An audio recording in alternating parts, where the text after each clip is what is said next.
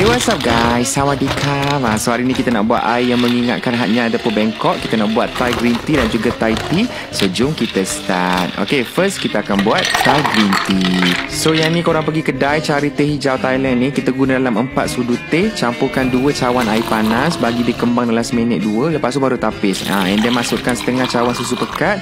Letakkan secubit garam. Okay, lupa nak record part tu untuk bagi dia rasa lemak-lemak sikit lah.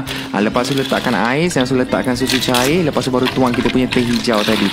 Dengar tu dia punya bunyi.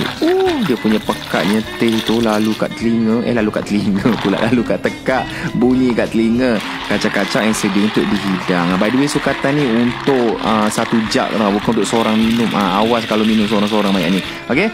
So settle teh hijau. Next kita nak buat Thai tea pula. So yang ni yang versi warna merah lah. Dia sebenarnya sama je. Cuma yang ni korang pergi kedai cari yang teh merah pula. Yang Thai tea ni. Okay. Sama juga guna 4 sudu teh.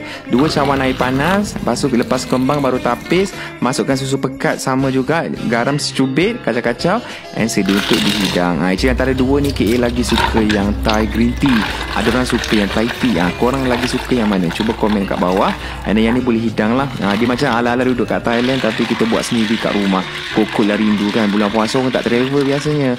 So boleh buat sendiri dekat dapur nanti. Okay. So selamat mencuba. And selamat berbuka puasa.